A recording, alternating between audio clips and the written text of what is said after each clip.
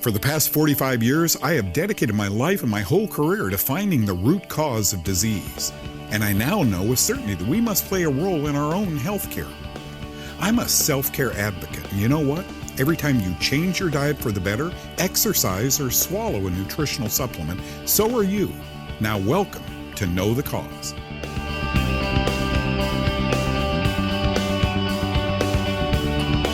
My friends, welcome. Thank you for joining us today. Rander Books in North Carolina sent me a book years ago called Mycotoxins. Most people would look at this book and just say, mycotoxins. 45, 50 years ago, it was written by a group of doctors. Mycotoxins are poisons made by fungi. So the mold is penicillium. The poison it makes is called penicillin. Thank God it's a poison. It kills tiny organisms like bacteria in tiny doses. The question has been begged for decades now, what happens with bigger doses or a lot of antibiotics? Okay, so they're beginning to study that now, and antibiotic stewardship is a new buzzword or buzzwords going around because we're abusing antibiotics, we're prescribing too many of them. What's happening? Okay, we're going to talk about one of these molds that make several poisonous mycotoxins today because it's very common. Books like these say that something called Aspergillus mold is common. It's in our ducting systems and so forth. So I want to open talking a little bit about that. Aspergillomas are balls of this Aspergillus that grow in our body. Aspergillosis is what it's called when it gets in your bloodstream. Okay, Dr. Carey O'Reilly is a different kind of a dentist. He's going to be here and talk about what he does. Amazing man. I love this guy. He's from San Diego, California. Thrush and parasites. What do those two have in common? Two different questions we got on our Facebook show. All that and more on this Know the Cause. Thank you for joining us, folks. You know, I try and teach you on every episode of every show. I've been doing this 21 years.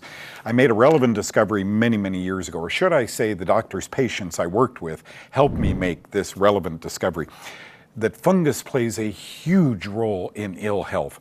On this segment, I want to talk about the word immunocompromised.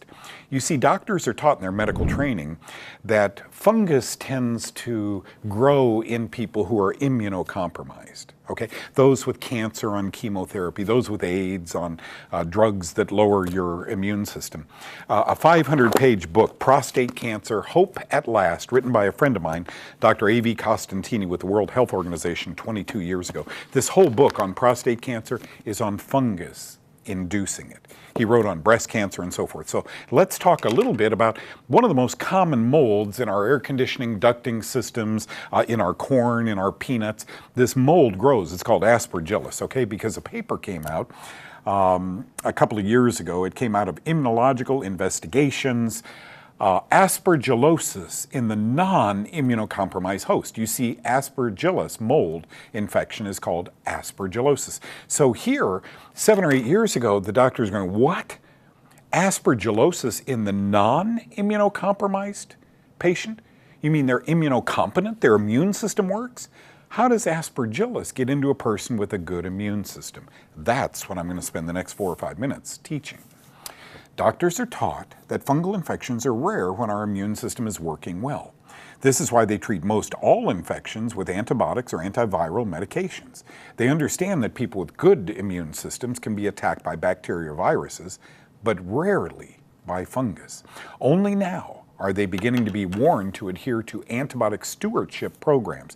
Antibiotics, and I'll say this, and I've written this many times, have been grossly abused. It's not Doug Kaufman saying that. It's most medical journals. Uh-oh, we're in trouble. You guys, shh. I think we created antibiotic resistance. How did we do that? We overused a good thing. We didn't know if they were fungal infections. We just prescribed.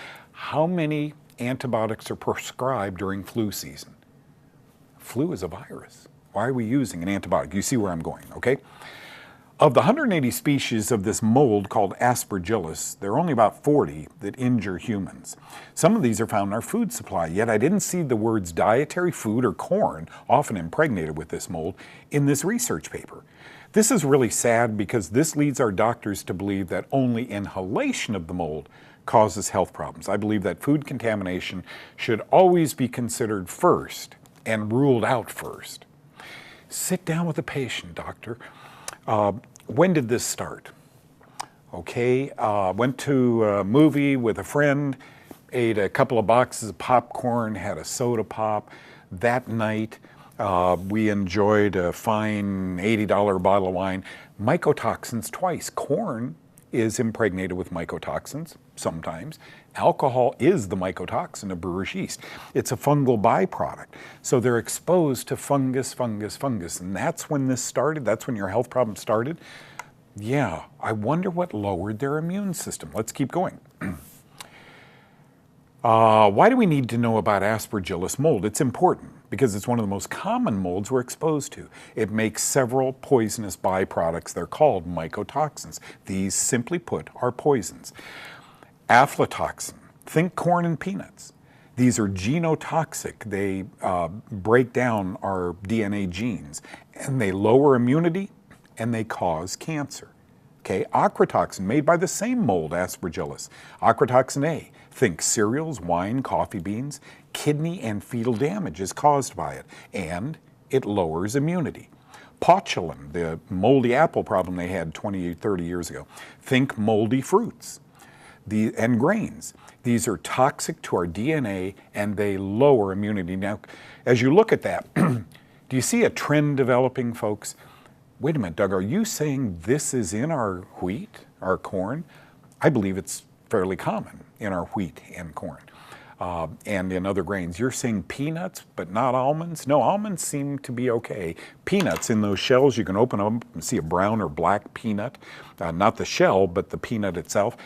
Yeah, these are lowering our immune system, okay? Maybe, just maybe, okay, Doug's hypothesis, our global grain and peanut supply are more contaminated with Aspergillus than we're aware of.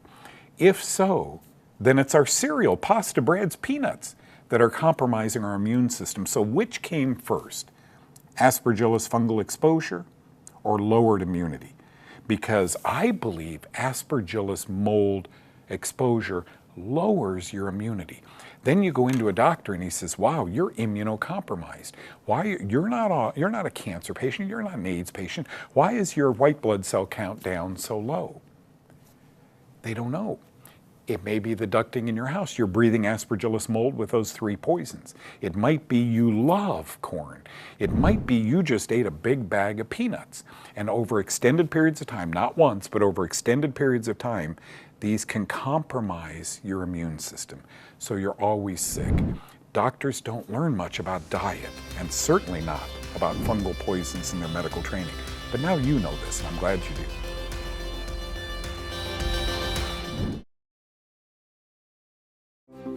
Friends, joining me right now is a very good man. Carey O'Reilly is his name. Dr. Carey O'Reilly graduated from dental school at USC Dental School out in Los Angeles in 1984. And then his health took a turn for the worse. I've gone through this. Maybe you have too. Dr. O'Reilly, thank you for joining me right now and being on the show. I got to tell you what happened to me. When I couldn't fix me, when cortisone couldn't fix me, I got on my knees and said, I need to be fixed. How about you? What did you go through with your event? Well, this takes me back a few years, Doug, but about 10 or 12 years after graduating from dental school and practicing, I started developing chest pains, ectopic heartbeats, drove me into the hospital a couple of times with pain. And I had to figure out what was going on with me because I was the picture of health. My diet, I was a marathon runner, but the stress was so much with my practices, and the toxicity of the dental environment, the dental office, was enough to affect my heart. Hey, wait a minute. Before you continue, toxicity of a dental office. It's amazing to me when they extract amalgam. Maybe this is what you're talking about. We double glove. We put the mask on. It's that toxic. Yeah. This was an environment, you were working at that time in a couple offices and doing surgeries and so forth. Is that what you're talking about? It held your immune system down south? Correct. For instance, after about 5 years, a dental office will get toxic. from things like chemicals, how you sterilize your instruments. It's called a chemiclave. These chemicals are released into the space. Mercury, you mentioned mercury.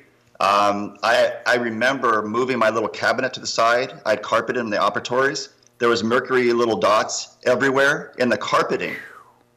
And mercury is a vapor at pretty low temperature. So it's in the air, it's in the space. It vaporizes into the space from the mercury, from removing old amalgams. That dust gets in the air. And if you breathe, for instance, if you breathe mercury in the air, it will become absorbed. 80% of that mercury in the air gets absorbed into your blood because your lungs are very efficient. Right. So my health started waning. I couldn't eat. I was so sensitive. My digestion was so sensitive. I couldn't hold weight, and my heart was going haywire, basically. And so I had to find a solution. So I cleaned up my act even more, detoxed. But the biggest thing that helped me personally was meditating and going to God, praying, emotional release work, almost releasing all of these toxins, also releasing the stress and the emotional toxicity that we pick up over time, especially doing dentistry. There's so much like you and I have so much in common, and God hears those prayers. And do you ever have a patient that comes in and says, "Hey doc, I'm really worried. 6 root canals, running a fever full time. Look at my mouth, my gums. Would you pray with me?" Has that ever happened to you? Yeah, a lot of our patients are faith-based, are very, very in tune with that relationship with their creator inside of themselves. And they might pray. I have staff that might do a prayer with them. So the healing process is one of faith also. You need to be very grounded in that faith in order to not only live a full life but to heal. You're such an amazing. I'm sorry for jumping in, but time is of the essence. You're such an amazing doctor, such an amazing man. May I ask, all this medical training, all of these patients, where did you go right? Was it that illness, God kind of pulling you and me both out of that illness, that you changed your way and really began to look at holistic dentistry? It was part of the process, yeah. I think you need to reach a point where nothing is working, but the things that you believe in maybe are not working so well. And for me, it was as a health crisis and a faith crisis at the same time. Yeah. And I had to find my way back to living again, basically. Yep. And I remember sitting on the floor basically crying. I think we all need to reach that point of the bottom line. What is the bottom line for you? And where are you going to get that internal strength and faith again to generate, from inside out rather than outside in? It has to come from the inside out. Well, thank you for being on with me. Thank you doubly for your faith. What lucky patients end up in this dentist's office out in the San Diego, California area. By the way, if you want to read more about what he does, his practice, I call it his genius, just go to My Holistic Dentist. My Holistic, HOLISTIC, myholisticdentist.com. Thank you, Dr. O'Reilly, for being with us. Thank you, Doug. Friends, we're going to talk a little bit right now, the next 5 or 6 minutes, about a couple of things. Number 1, thrush, and number 2, parasites. I think a lot of people with fungal problems, most, if maybe not all, also have parasites.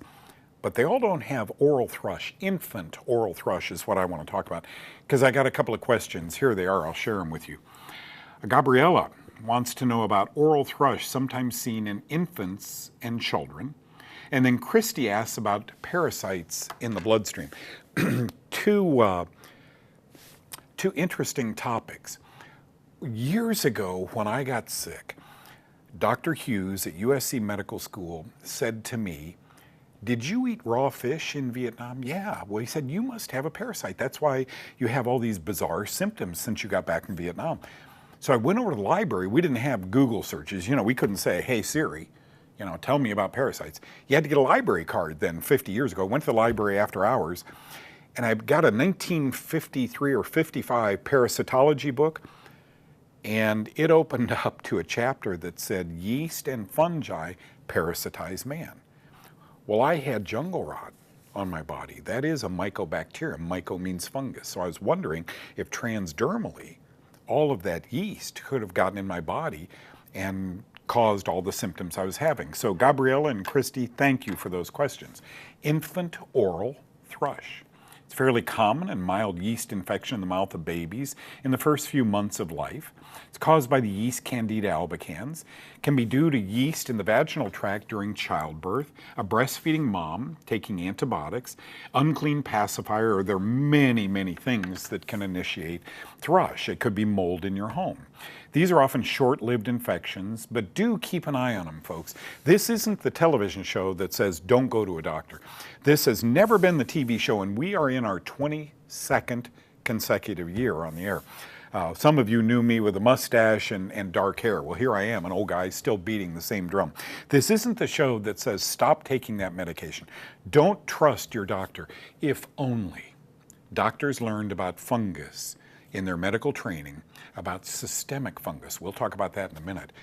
Then I guess this show would be for naught. 22 years ago, it wouldn't have been launched. The books wouldn't fly off the shelves that I write. Because still our physicians, our brightest and best, don't know much about this, okay? So, when is a doctor needed? It's a good question. I think with any infection, if you're uncertain what to do, go to a doctor. Now, I'm at the point in my life, folks, where I'll get the sniffles, I'll go for a swim and maybe get into some bacteria or something, and I get sniffles, my throat gets a little scratchy, and I'll just throw down, you know me, I have a whole litany of supplements at home, and I'll rotate a few of them for a couple of days and I'm fine. Most of you don't know that, so I advise you to get to a doctor. A fever, chills, things like that, it's time to get to a doctor. But again, doctors don't know much about fungal infections, which cause the fever and chill also. You'll probably get an antibiotic, and antibiotics tend to fuel fungal infections. Women who are on lots of antibiotics know they often end up with a vaginal yeast infection, right? So they tend to feed yeast. Many cases of oral thrush heal themselves. Breastfeeding can help thrush problems heal. Breast milk is amazing. Some yeast infections worsen and can be progressed to diaper rash or nipple thrush in the nursing mother. The doctor might recommend nystatin liquid suspension. Some physicians also recommend nystatin directly on the nipple for the latching child. By the way, at the big hospital I worked with here, I saw that twice where the doctors recommended liquid nystatin, and you've got a child who latches on and drinks milk several times a day. That was the way to get it on or in their mouth. Put a little bit on the nipple, boom, and they get that nystatin, okay? Bloodstream parasites. Now, Christy, let's go to your question. We tend to think of parasites only as worms that enter our body in foreign countries. But yeast and fungi are also human parasites. Yes, worm or fungal parasites can and do get into the bloodstream of infected people. The parasite might be spread to other people through exposure to an infected person's blood, for example, blood transfusion or people sharing needles and syringes back and forth. But fungal parasites don't tend to be contagious, okay? Fungal parasites, ringworm is a contagion, but most other fungal diseases don't seem to be. Okay, now let's talk about something called a systemic mycosis. Yeast can affect you topically, and that's just a dermal fungus, or it can get on or into the heart, into the lungs, into the pancreas, into every organ in your body. This is called fungemia. It's the end result of a fungal infection entering your bloodstream. How common are bloodstream fungal infections? Doctors say they're rare, but just it's my show, let me give you my 2 cents. I believe, and this is hypothetical, that elevations on many common blood tests, like a PSA test for prostate disease, even cholesterol tests, may be indicators of a systemic fungal infection. They say I'm not right on that. The entire medical community disagrees with me. So rely on your doctor for information and me for entertainment, but statins do have antifungal properties. 30, 40 years ago, a paper was published on men with prostate problems, went on a drug called Nizoral. All it does is kill fungus, and their prostate problems got better. Statin drugs started as antifungal drugs, and then we realized they'd lower cholesterol. Gee, do you think cholesterol and prostate problems are fungal problems? I don't know. Talk to your doctor.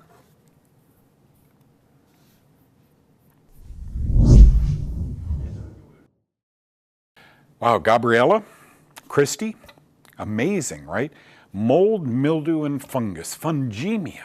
Septicemia is when bacteria gets into your bloodstream, and that can kill you very quickly, but somehow these little yeast and fungi form a symbiotic relationship, a friendly relationship with our cells, and they can live as long as there's heat. 70 degrees in here, but it's 98.6 in here. Most of our body is made up of water, so they get a huge liquid or moisture supply. And number 3, they begin to dictate how they eat. Where's my potatoes today? Where's my starch? Where's my wheat? Where's my cereal? Where are my donuts? Where's my coffee? Where's my can of beer? That's the way fungi are, and all of a sudden we take up that kind of eating behavior. Thank you so much, Dr. Carey O'Reilly, for coming in today. For many of us folks, when we hit bottom with our health or stress in our lives, what do? We turn to God, and He did. He's an amazing man. I've spoken with him many, many times. And then opening the show, Aspergillus mold infection. Aspergillosis is when the fungus gets inside our body. It can be a yeast, which is a single-cell fungus, or it can be a full-blown aspergillosis infection throughout our entire body.